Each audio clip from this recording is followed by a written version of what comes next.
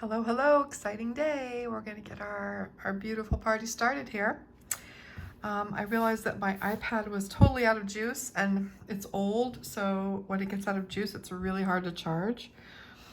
All right, our picture. So I'm gonna be working off my iPad and I'm hoping you have your image with you, okay? However you choose to work from it, from a printout or from, a tablet, from a phone, whatever it is. We are not going to trace anything. We're going to draw, and we're going to draw today, and we're going to prepare a paper today, draw, and get the masking fluid down. All right, that's a big job. So we're going to start by sort of mapping this off. And what I want to do is I want to make a template, and I'm just gonna trace however big your image is, however, this is how big I want it to be. So I'm just gonna sort of, no. Hold on. Where'd you go? Okay. So I'm just gonna sort of mark how big this is. Okay.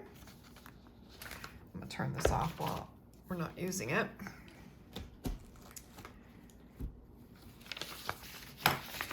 If you had a ruler, it's so easy. You could measure and use a ruler. I don't have a ruler that big, believe it or not. I don't. I also don't have scissors. What the heck? I thought I had scissors right here. So I'll go get my scissors.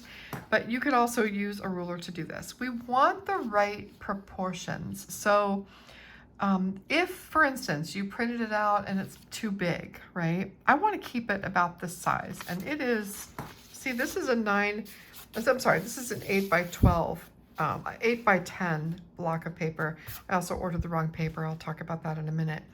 And so it fits perfectly in here. I can tape it off and it'll be perfect.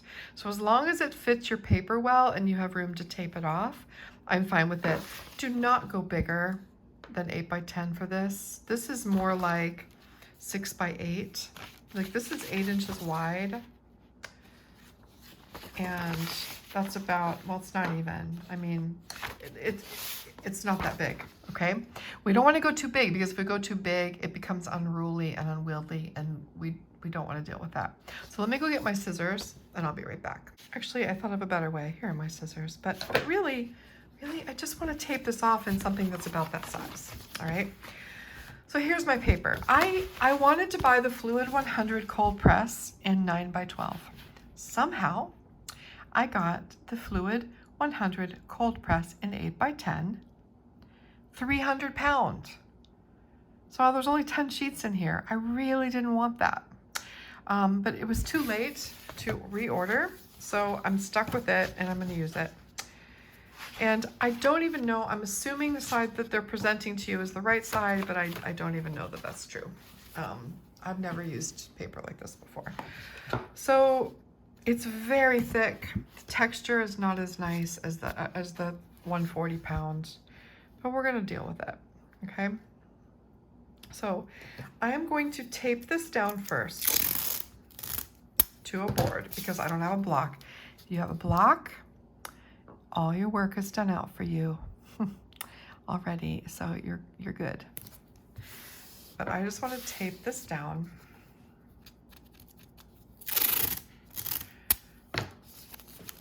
And if you tore a piece off a bigger piece of paper or something, this is what you have to do. You got to tape it down.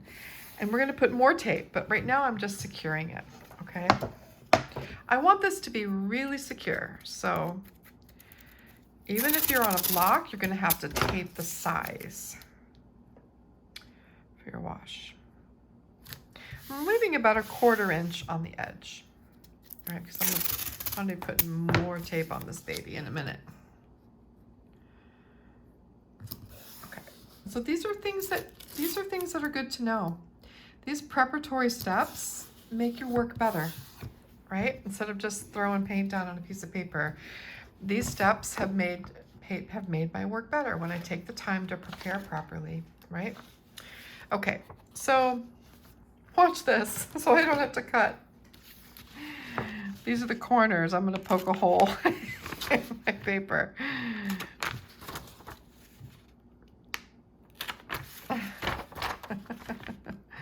There's a million ways you could do this, but I'm just lazy. All right. Okay, so I'm just situating this somewhere on my paper so it's looks about right. I don't know. I'm going to make a little mark at the boundaries. Okay. And I'm going to tape. So I want my boundaries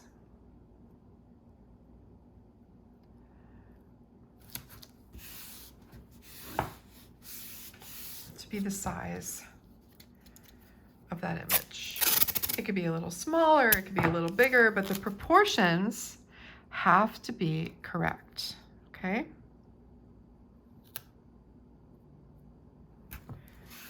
Otherwise our drawing will get off and proportions will look weird. So the proportions are really important.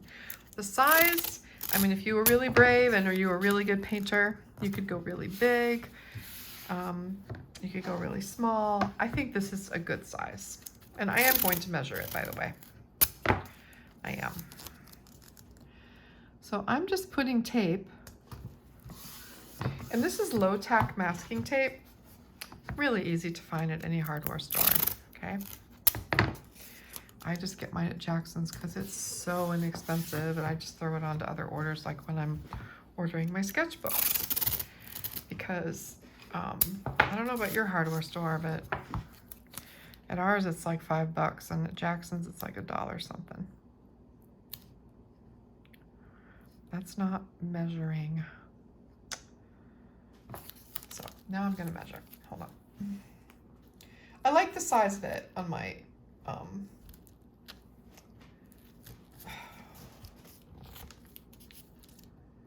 let's see how wide it is. It is 12.5 centimeters. And it is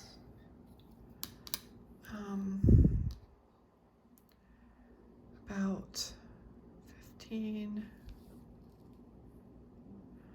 16, 17 this way. Okay, 12.5. Gives it right about here. 12.5. About here. So that was where it was off. Okay.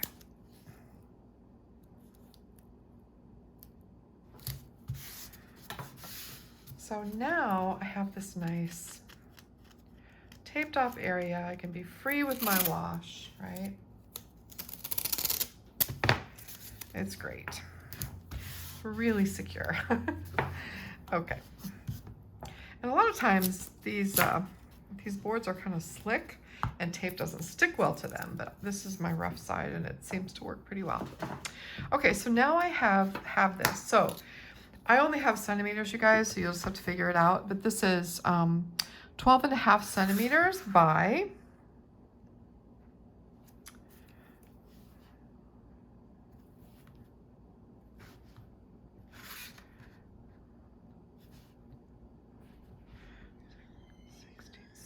12.5 centimeters by 17 centimeters. All right. So you can figure that out a little on your own. Those are the proportions. You can make it a little bigger, a little smaller. I wouldn't change it too much from that though. You can go a little bit smaller, you can go a little bit bigger, but that's it. All right. Okay, now we're gonna draw. Our paper is set up, okay? And I'm going to use, this is pretty dark. So I'm gonna use a pencil. This is I think an H pencil. And I'm gonna draw in the main places, all right? It doesn't have to be absolutely perfect. So I'm gonna take my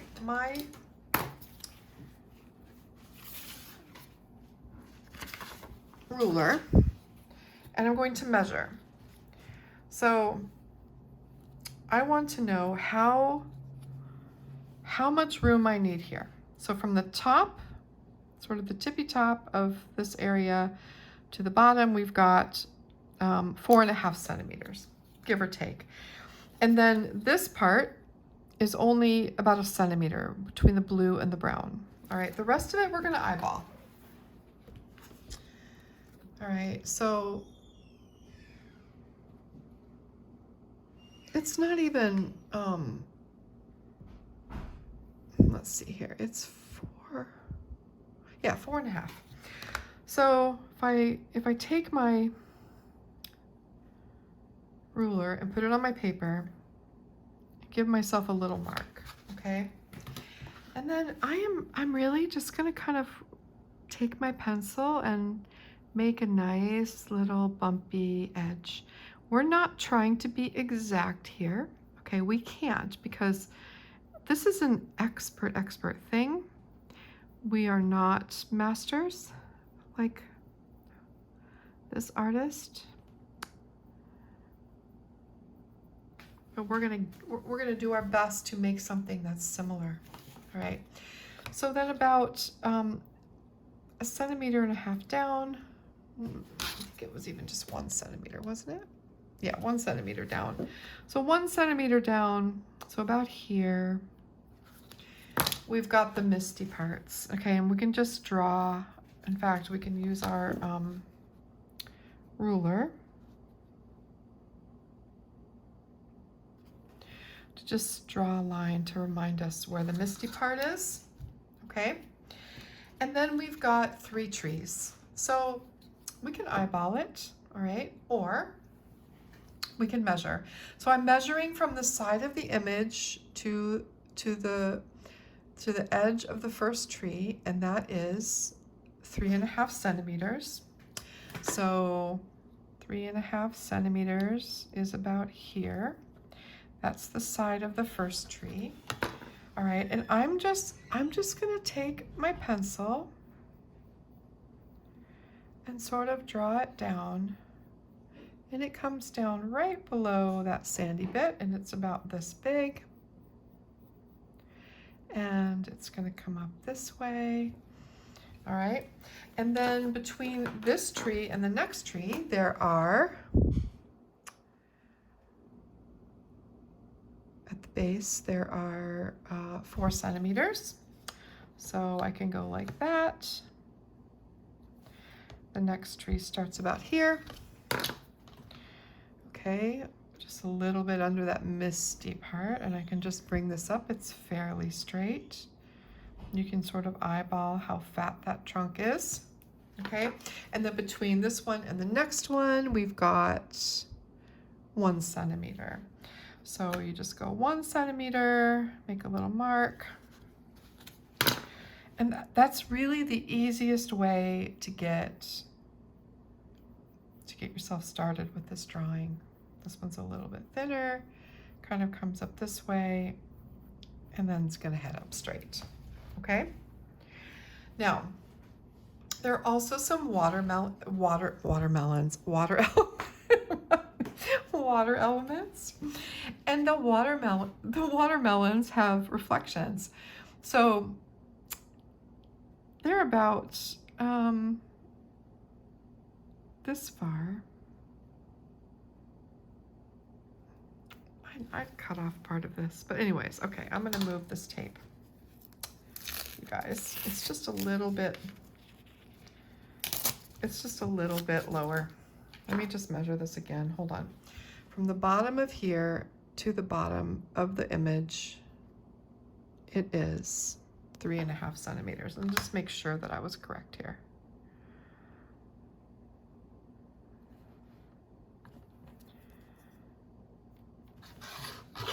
Yeah, so 3.5 centimeters.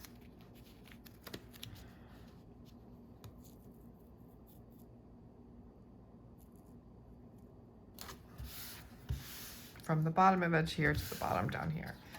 Now, from the bottom of the tree to where the reflection of the tree begins, it's like like 1.5 centimeters. Okay, you can measure this too. Okay, and this is where we put in this little bit of a reflection. So here, here, here, here, here. We're just drawing this in lightly. Okay, and the same thing, it starts up again a little bit lower, kind of comes over and goes down off the page, starts about here and goes off the page. All right, so here we've got this reflection comes this way. And then here we've got one that's just a little bit. Okay, and then here we've got one that's just a little bit. So we're just marking that in there. Okay, so we know where that is. Now, because, look at this, I want to erase anything that's sort of overlapping, right? That's just me. You don't necessarily have to, but I like to do that. Things that are overlapping one another. All right. And that eraser is not good on that paper, apparently. Oh well. Okay, so that's as far as we need to really go with the drawing part of this, okay? Now we gotta think about that moon. The moon is smack dab in the middle of the blue space. It truly is. So, and for the moon, I'm going to use a nickel, and I need to find that, but let's just mark where it's going to be. So smack dab in the middle, so this space, this blue space is 13 inches. So it's going to be 6.5 centimeters down. Okay, it would be the middle of the moon.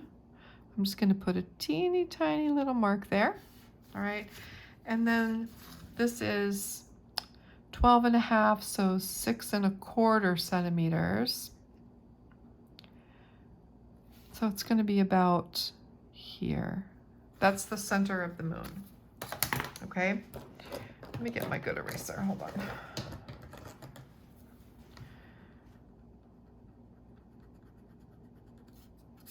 All right, that is the center of the moon. And so we're going to draw a circle with a nickel. I'm going to use a nickel.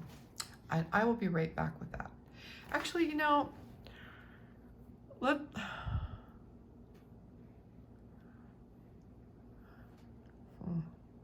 I think a nickel's going to be too big. I mean, it is too big, but I just thought it'd be cool. Let's find something else. Let's say a pen cap. So if you have a pen cap, that's actually perfect. So if you put your pen cap right over that, all right, find a pen cap that's about as big as the moon, and then very carefully draw the circle, all right? And we're gonna fill that in with masking fluid and make it more perfect. I do want, we don't really need to draw the trees in, okay? We can do that at a later time. But just make sure that you have the trees sort of penciled in here. And we're gonna paint right over them.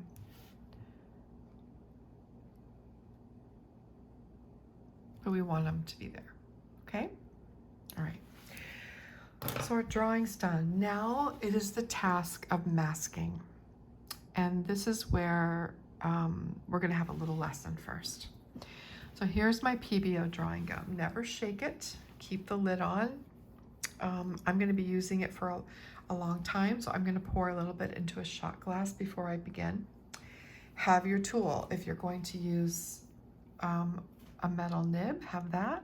If you have a toothpick, have a toothpick. If you're going to use a brush, have a brush, okay? whatever it is you're going to use. I'm going to use this brass nib, okay?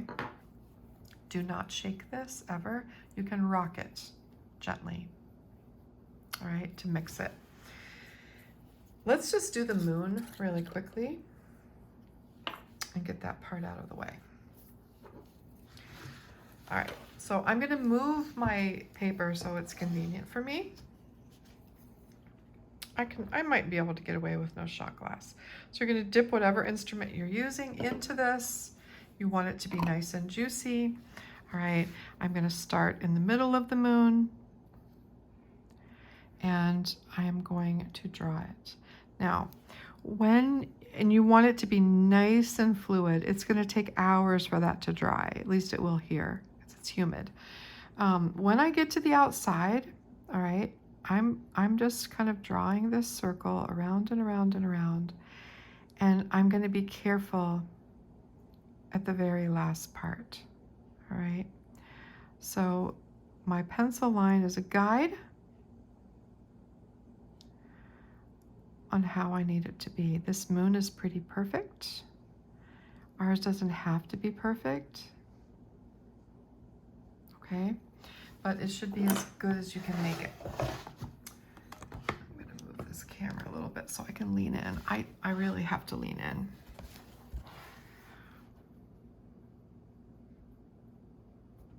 When you're blind, it's getting harder and harder for me to film with something flat on a table.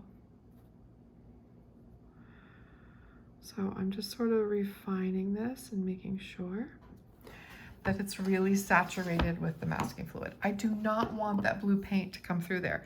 So I'm even going to take a little bit extra and just sort of drop it on there so it's really good. Okay, is it perfect? Probably not, but it's pretty close. All right. All right, now down in here, all right, we've got some little lights and we want to put those in there. So just to the left of this tree, there's a little one here. I'm going to make it like a tiny square. Oh.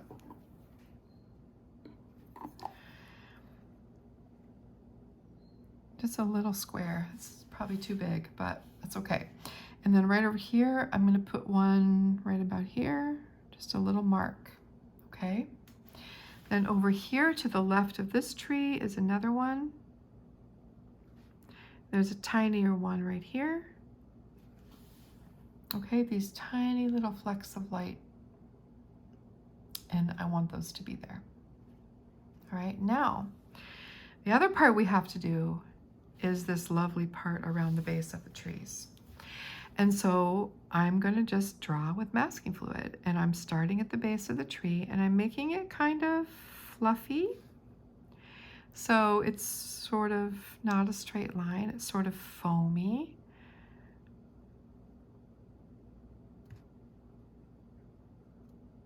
And I'm following what I see, and it's not going to be perfect exactly like what's on here.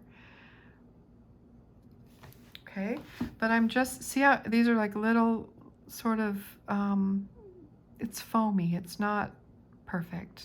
There are bits where the brown is showing through, but I want to reserve this. Now here it starts to go up, and then it comes from back behind and meets over here at the horizon line. Okay, and the horizon line goes kind of all the way over. It's not perfect. And then there's some space in between. That disappears again. And you just keep dipping. And every now and then you might want to wash it off because it might become dirty. Okay, so we can all, and if you don't leave, like, if you mask too much, we can always add details later, but I'm just trying to get it sort of where it has little bits that poke through.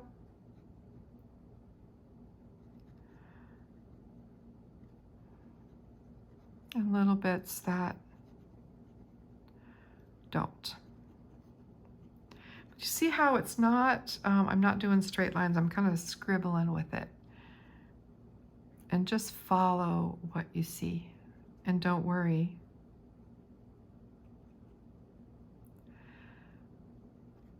If it's not perfect.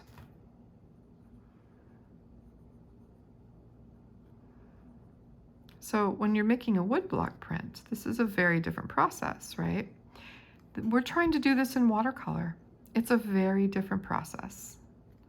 And that's okay. It's fun. It's fun to try. Okay, get a little bit more. Back in here, I've got this edge coming out. And then there's an edge up here.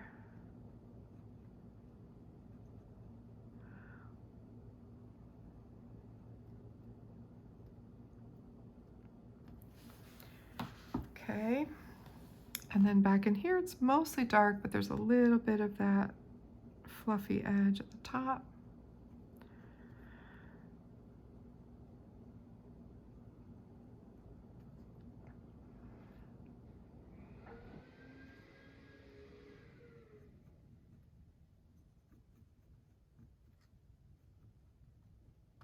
There. Okay, and then I want to put a little bit more down here. See.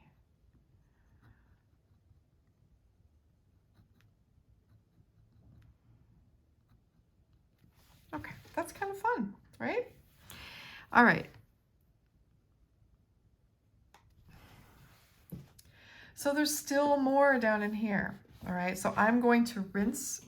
So I've got a cup of water here. I'm going to rinse this off. I'm going to rinse it with water, and then I'm going to take a towel and I'm going to wipe it. If you have the nib, a regular nib, you're going to do exactly the same thing, all right? They're just different shapes. Okay.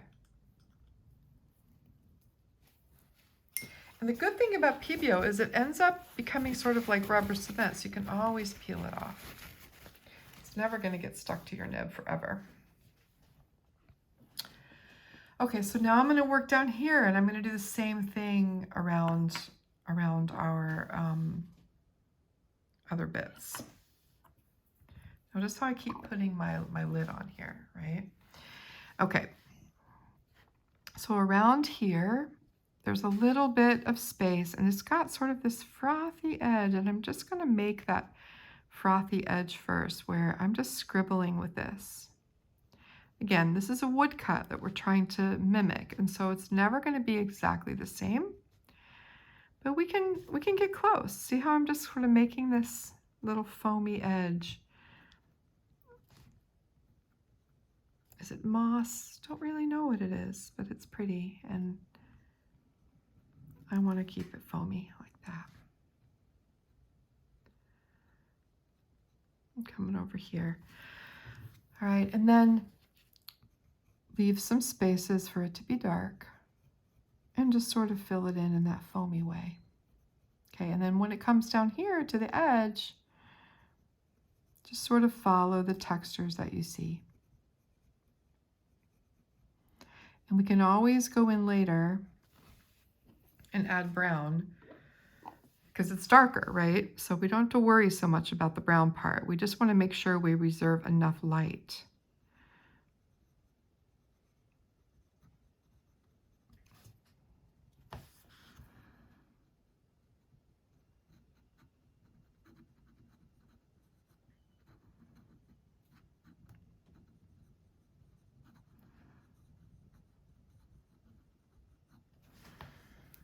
And just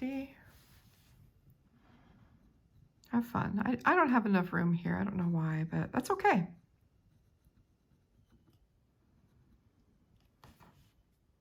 This is my little eye is too big, but the eye where the blue is, but that's all right. It works. The overall thing will work and it'll look great. This is not a master copy. It's a master study. We're studying something to see how we can transform this woodcut work into something for watercolor. It's a totally different medium, so we have to be inventive.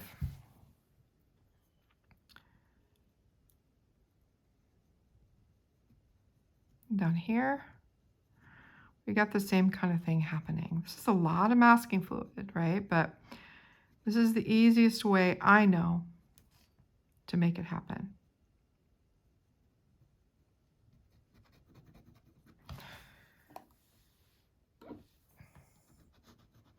The brush will come in handy here if you have a brush to use, because you can really fill in.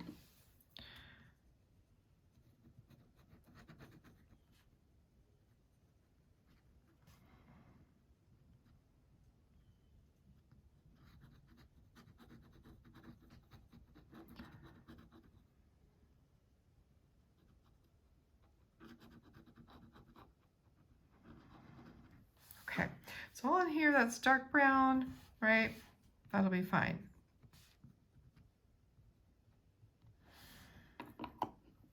Okay.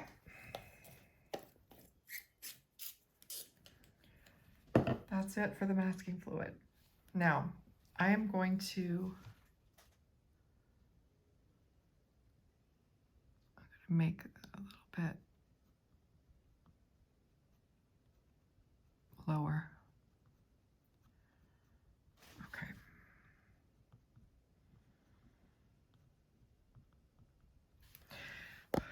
I'm going to wash my nib. So when I'm done, I'm going to take this nib to the, and never put it in your paint water. You don't want that because then it'll get on your brush. So this is just an extra cup of water that I'm using.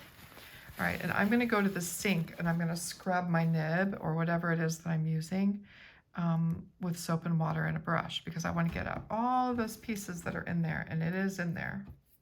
All right, so whatever it is you're using, you have to do that. Okay, I'm going to do that right now, and then I'll be back to talk. So think of this stage as your carving stage. Take your time. I probably rushed through that a little bit too much, but I'm okay with it. If you want to really take your time, that's fine too. Just remember to clean your nib off every now and then so you don't get goopy, okay? The nib doesn't get goopy. So this needs to dry completely. We do not want to do anything else until this is totally dry. And so that means we're going to leave it until next week just to be absolutely sure, all right?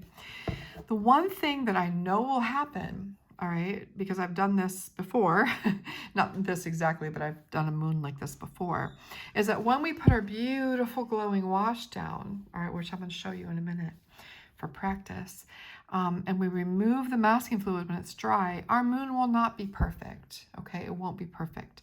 So what we can do, eventually when we're done, we can take a very tiny watercolor brush and just sort of work at it a little bit, all right, to make sure that it looks good.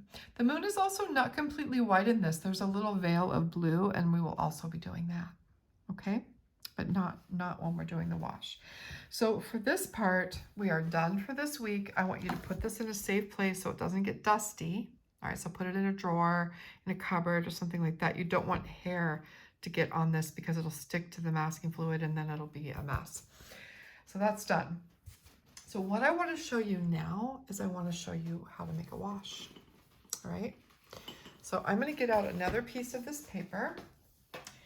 And I want you to practice a wash on the same kind of paper that you're using for your painting. That makes a difference. All right. And we will see how this performs. I have no idea how this is going to perform. Okay, so let's tape it down.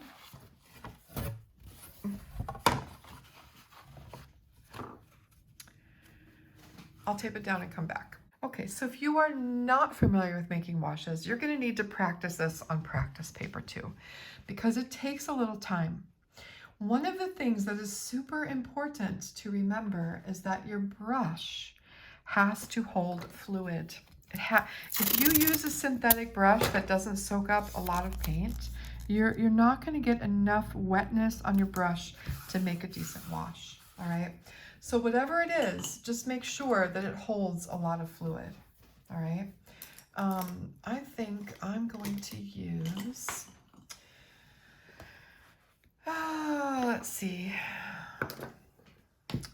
I just don't paint this big very often, so I don't have a lot with me. Maybe I'll use this sort of a fat Chinese brush.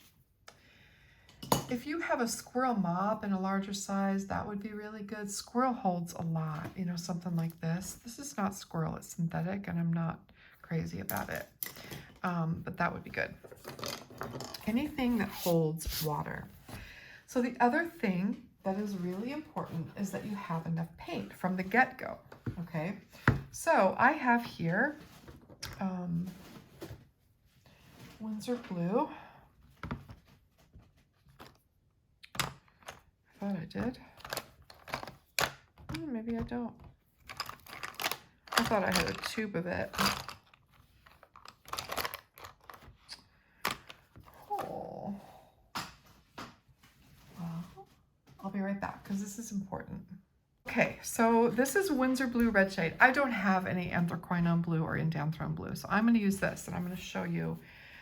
So this is Winsor Blue Red Shade, which is the warmer of the phthalos. It's still not very warm. It's not warm enough for this picture, okay?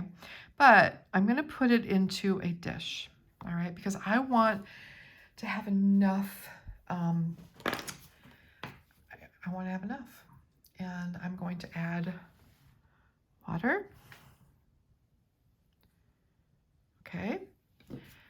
Take my wet brush. And I'm going to make a wash.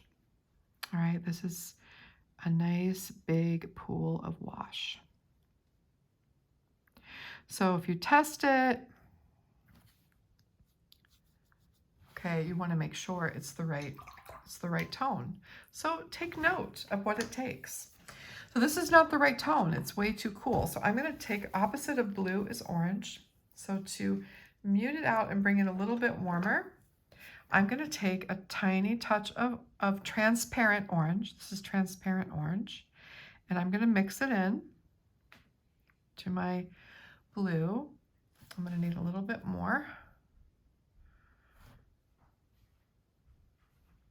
And that's getting closer.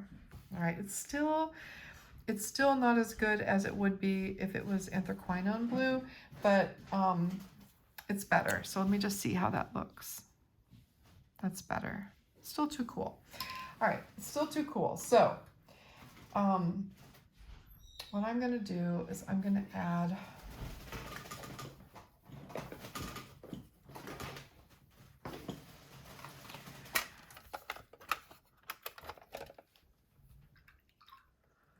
let me see what happens if I add a little bit of,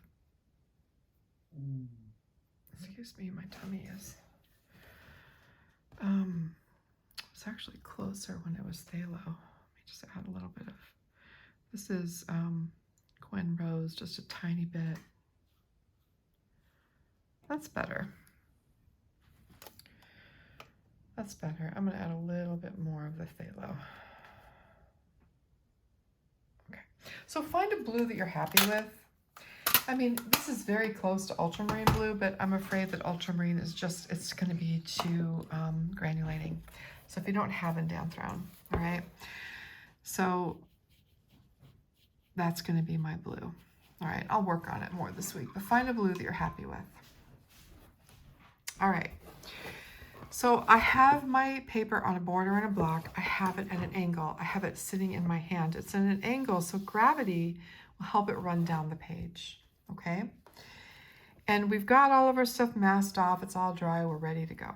So what we're going to do is we're going to start with a brush loaded with paint, and we swipe across one time, all right? See that bead? That bead needs to be there all the time. Then we're going to swipe across again with the bead. Okay, if you miss some spots, all right, you're going to go over it again, but try not to miss a spot. I'm not used to this paper, so. All right, going over it. The bead is ultra important that you have that. I'm letting it run down the paper. Now, this is not dark enough, so it's going to take me 2 washes. All right, I'm going down again, keeping that bead at all times. All right, I'm going down again. And this is pretty dark all the way to the bottom. Notice I'm not going back and forth. I'm going in one direction. I'm maintaining that bead.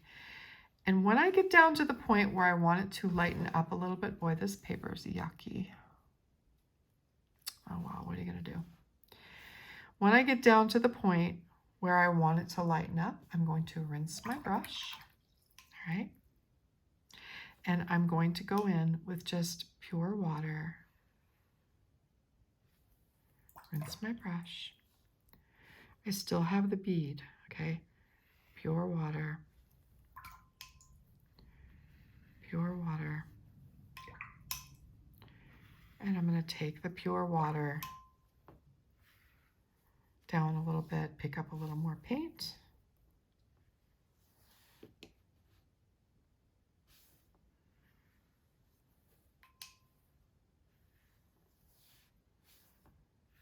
And then bring it down with the bead all the way to the bottom. So we've got this little section that's lighter, okay? Boy, this paper sucks. You see that? You see the texture on this paper? It's really awful. Oh dear. Hold on. Not happy at all with this paper. Do you see how it's got a white cast on it? And that was a heavy wash. So let's try it again over here. I'm going to go even darker with my paint. I'm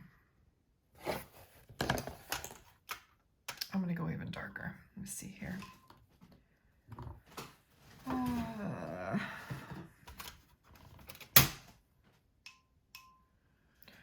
going to add more paint.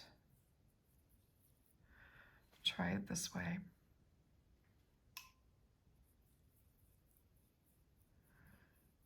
That looks terrible. Should not look like that. You'd be better off with arches. Seriously. 2 washes is fine, but it should not look like that after the first wash. Okay. So let's see if I make it darker and I really take my time and press it into the paper, it's not going to make a difference. I can already tell. Yeah, it's just not going to make a difference.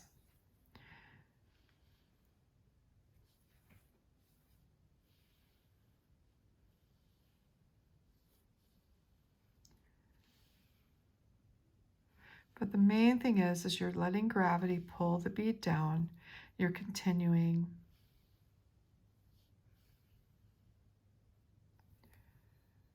Down.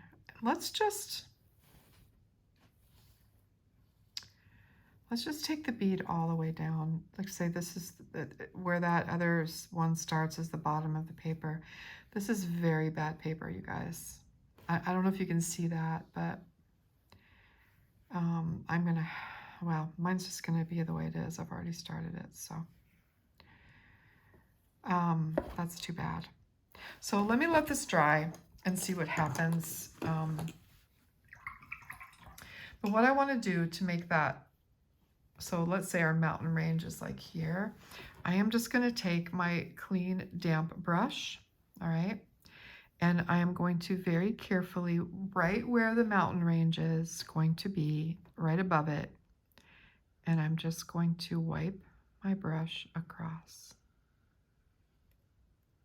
one time. Dry my brush, rinse it, dry it, wipe it across. Okay, so it's going to give us a little bit of a light area. Now, I have to wait for this to dry, and then I'm going to see what happens if I put a double wash on here, if it improves at all. If not, I'm afraid my painting is just going to be a disaster. Oh, darn. I might start it over on different paper. I really don't have time to do that, but so do not buy the Fluid 100. The regular Fluid 100 is gorgeous. It doesn't do this. This is the 300 pound, and I was worried about it when I saw it. I didn't like the texture and the way it felt kind of fuzzy. It's really poor. Okay, let me let this dry and I'll come back and see if a second wash improves. But this should not be happening. You see how the paint's getting sucked into the middle? It should be totally beautiful. Okay. Let me see what happens on this side. I'm just going to see what happens if I do a wash on this side. Windsor blue. I think I'm just going to use Windsor blue and that's it.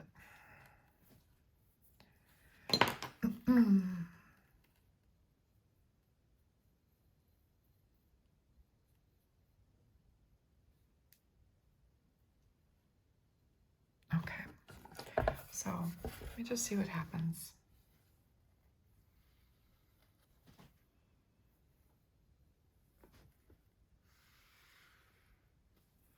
It may be saved with a second wash. Don't know.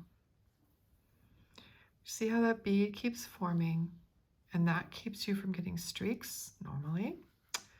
Keeps things really smooth, and you let gravity sort of do her thing.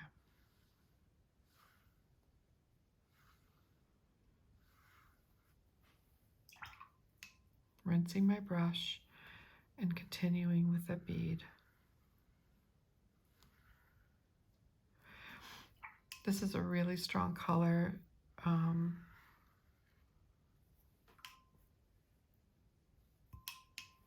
I lost my bead.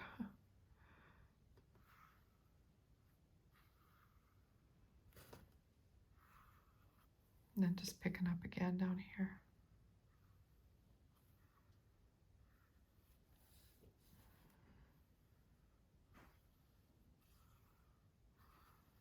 I want it a little bit lighter in the center there. And it might not be a perfect thing like you could get with screen printing, but yeah, it's still drying terribly. That should not happen with two heavy washes like that. You guys, do you see that? See how the little white flecks are on the side of the paper?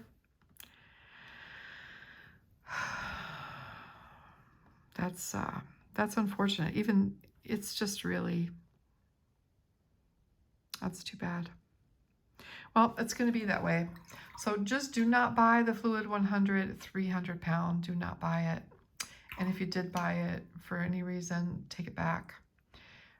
It's too late for me now. So as far as taking it back, but I will let them know for sure. That's terrible. Should not do that. Oh well, I'm going to stop complaining. So anyways, practice that technique. Yours is going to look better because you're not going to be using this paper. At this point, I'm going to say use Arches or Stonehenge Aqua. I don't know about the Fluid 100 now. I don't know if they changed it since I bought it last. I just don't know. I've never had the 300 pounds, but it makes me nervous. So I know Arches will not do this. And I know that Stonehenge Aqua will not do this. Probably Fabriano cold or soft press will not do this. So I would use something like that. That's tried and true, and you know it's going to work. That's almost as bad as bamboo paper. Look at that. You see that? I don't know if you can see it, but it's really terrible. Okay. So that's what I want you to practice. I want you to practice with washes. All right. Tilting your board a little bit and making sure, to see how this brush works. I've always been curious. Making sure that you get that flat bead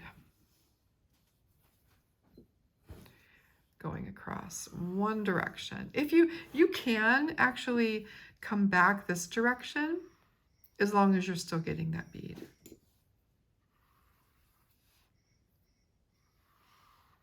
See?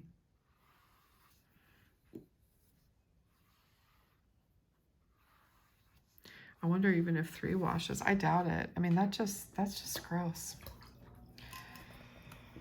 Oh well, live and learn, right? So that's your practice for this week, but at least we're set up. I'm almost wondering if I could put sizing on this paper. I don't know. Well, it's going to be what it is. It is what it is. We'll still learn. Okay. All right. That's all I have for you this week. Practice your washes. Find a good paper that this is not happening on your paper.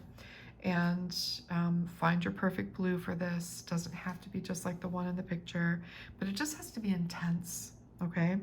We want it to be intense because we want that contrast between the moon and the blue, all right? It shouldn't be so dark like Payne's Gray because then you're not going to see the trees, right? So it needs to have some brilliance to it, but dark enough that it's a contrast with the moon. This will actually be a gorgeous color. It's just, this is not gorgeous. I mean, it's, wow. I've never, ever, except for bamboo paper, that's what it did for me. All right, everyone, that's it. Any questions, just ask, and I will see you next week. Take care.